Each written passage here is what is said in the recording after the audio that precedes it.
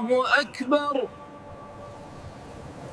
اللهم إليك أشكو ضعف قوتي.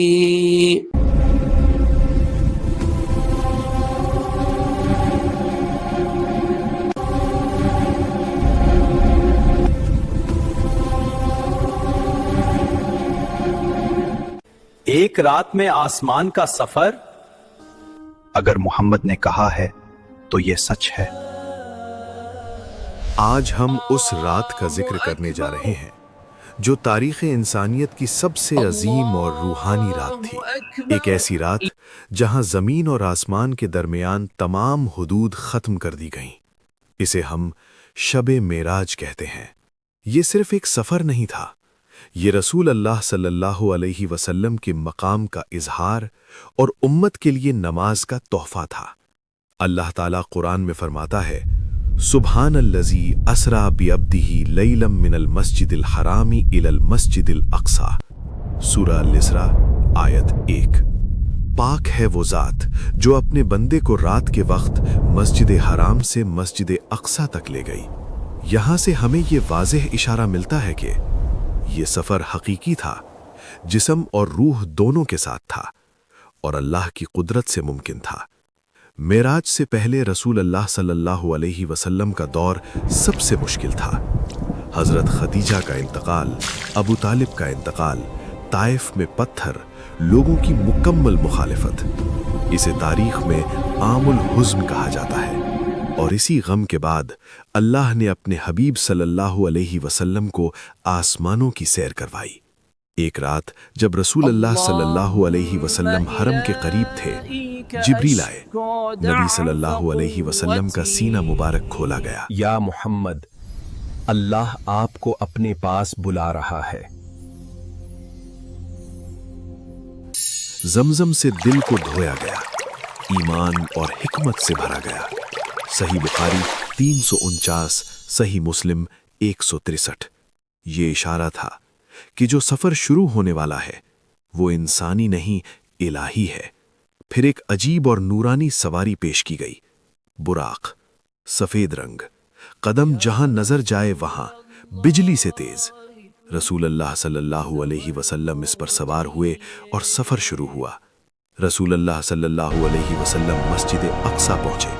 وہاں آدم علیہ السلام، ابراہیم علیہ السلام، موسیٰ علیہ السلام، عیسیٰ علیہ السلام اور تمام انبیاء موجود تھے۔ یا رسول اللہ صلی اللہ علیہ وسلم، آپ امامت فرمائیے۔ اور رسول اللہ صلی اللہ علیہ وسلم نے ان کی امامت فرمائی۔ یہ اعلان تھا کہ محمد صلی اللہ علیہ وسلم تمام انبیاء کے سردار ہیں۔ یہاں سے معراج شروع ہوتی ہے۔ پہلا آسمان، حضرت آدم علیہ السلام، نیک روحوں پر خوشی، بری روحوں پر غم۔ دوسرا آسمان، حضرت عیسیٰ علیہ السلام، حضرت یحییٰ علیہ السلام۔ تیسرا آسمان، حضرت یوسف علیہ السلام، حسن کا عظیم نمونہ۔ چوتھا آسمان، حضرت ادریس علیہ السلام۔ پانچواں آسمان، حضرت ہارون علیہ السلام۔ چھٹا آسمان، حضرت موسیٰ علیہ السلام۔ آپ کی امت کمزور ہے، آسانی طلب کیجیے۔ مرحبا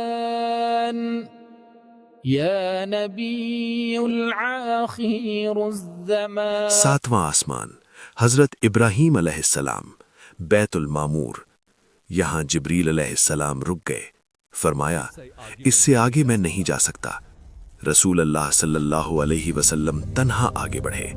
یہاں قلم رک جاتا ہے، فرشتے بھی آگے نہیں جا سکتے، صرف اللہ اور اس کا حبیب۔ یہیں 50 نمازوں کا حکم دیا گیا۔ حضرت موسیٰ کے مشورے سے 50 سے 5 رہ گئیں، لیکن اجر 50 کا ہی رہا۔ یہ نماز معراج المومنین ہے، اللہ سے ڈائریکٹ کنیکشن ہے۔ صبح جب رسول اللہ نے یہ واقعہ سنایا تو لوگ ہنس پڑے، انکار کیا، لیکن ابو بکر نے کہا اگر محمد نے کہا ہے تو بالکل سچ کہا ہے۔ ایک رات میں آسمان کا سفر، اگر محمد نے کہا ہے تو یہ سچ ہے۔